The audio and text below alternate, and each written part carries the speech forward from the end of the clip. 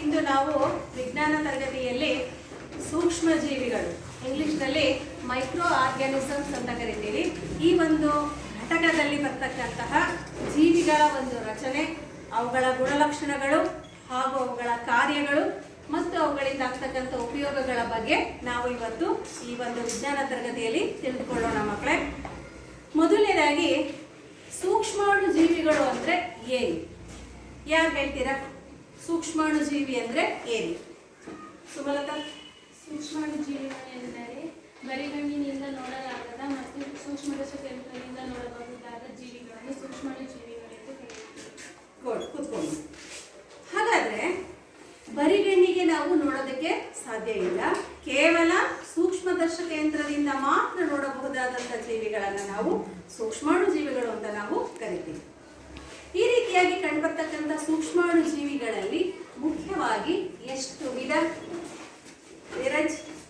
ಸೂಕ್ಷ್ಮ ಜೀವಿಗಳಲ್ಲಿ 5 ವಿಧ.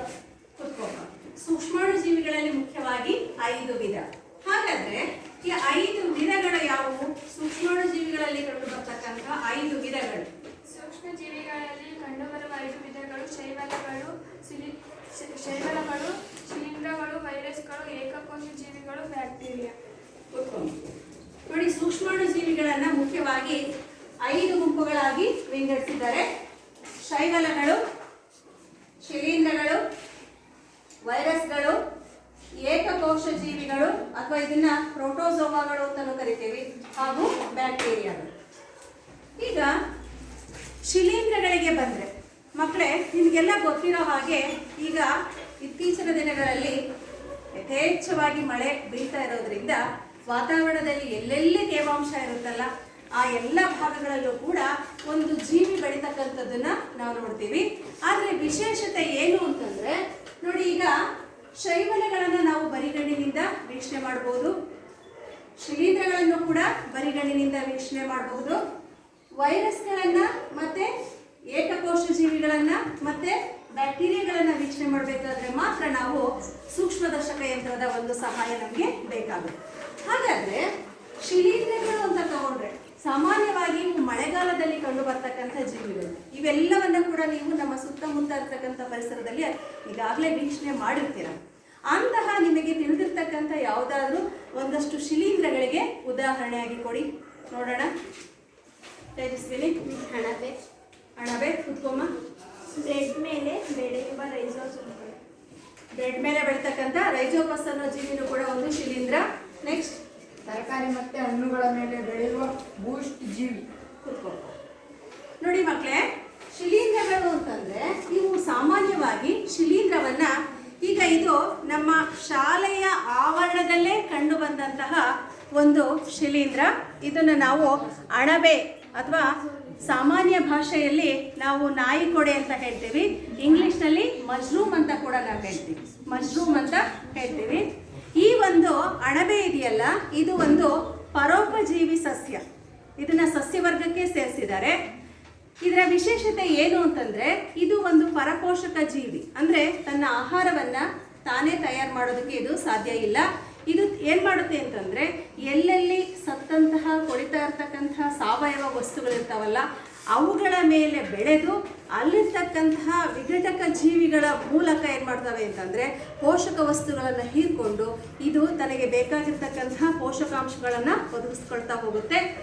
ಅಣಬೆಯ ಕೃಷಿ ಅಂತಕ್ಕಂಥದ್ದು ಈಗ ಇತ್ತೀಚಿನ ದಿನಗಳಲ್ಲಿ ಅದು ಒಂದು ಬೃಹತ್ ಉದ್ಯಮವಾಗಿ ಕೂಡ ಬೆಳೀತಕ್ಕಂಥದ್ದು ನಿಮಗೆ ಸಾಮಾನ್ಯವಾಗಿ ಗೊತ್ತಿರ್ಬೋದು.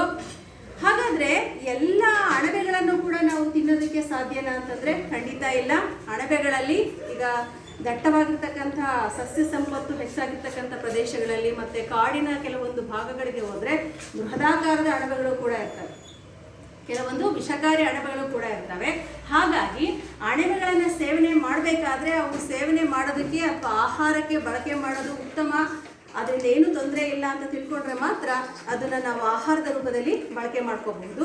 ಮತ್ತು ಈ ಒಂದು ಶಿಲೀಂಧ್ರವೂ ಕೂಡ ಅಷ್ಟೇ, ಇದು ತುಂಬ ಕಡಿಮೆ ಆಯುಸ್ಸನ್ನು ಹೊಂದಿದ್ದು ಬಹಳ ಬೇಗ ಇದು ತನ್ನ ಜೀವಿತಾವಧಿಯನ್ನು ಮುಗಿಸ್ಕೊಡುತ್ತೆ.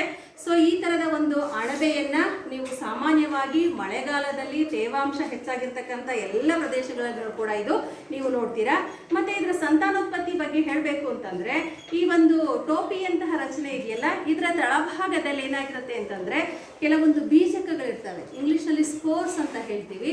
ಯಾವ ಥರ ಒಂದು ಸಸ್ಯದ ಫಾರ್ ಎಕ್ಸಾಂಪಲ್ ಒಂದು ಕನಕಾಂಬರ ಆಗಿರ್ಬೋದು ಅಥವಾ ಯಾವ್ದಾರ ಒಂದು ಬೀಜವನ್ನು ಉತ್ಪತ್ತಿ ಮಾಡ್ತಕ್ಕಂಥ ಒಂದು ಸಸ್ಯ ಹೇಗೆ ಬೀಜಗಳನ್ನು ಉತ್ಪತ್ತಿ ಮಾಡಿ ಸೂಕ್ತ ಸಮಯದಲ್ಲಿ ಭೂಮಿಗೆ ಬಿದ್ದಾಗ ಅವು ಹೇಗೆ ಸಣ್ಣ ಸಣ್ಣ ಸಸ್ಯಗಳಾಗ್ತವಲ್ಲ, ಅದೇ ಮಾದರಿನಲ್ಲಿ ಇದರ ಒಳಭಾಗದಲ್ಲಿರ್ತಕ್ಕಂತಹ ಸ್ಪೋರ್ಸ್ ಅಥವಾ ಬೀಜಕಗಳು ಎಲ್ಲೆಲ್ಲಿ ಭೂಮಿ ಮೇಲೆ ಬೀಳುತ್ತಲ್ಲ, ಸೂಕ್ತ ಒಂದು ಹವಾಮಾನಕ್ಕೆ ಹೊಂದಿಕೊಂಡು ಅಂದರೆ ಅಲ್ಲಿರ್ತಕ್ಕಂಥ ತೇವಾಂಶ ಮತ್ತು ಸೂರ್ಯನ ಬೆಳಕನ್ನು ಆಧರಿಸಿ ಎಲ್ಲೆಲ್ಲ ಇಲ್ಲೆಲ್ಲ ಬೀಜಕಣಗಳು ಬೀಳ್ತವೋ ಅಲ್ಲೆಲ್ಲ ಹೊಸ ಹೊಸ ಶಿಲೀಂಧ್ರಗಳು ನಿರಂತರವಾಗಿ ಇವು ಬೆಳವಣಿಗೆಯನ್ನು ಮುಂದುವರಿಸ್ತವೆ.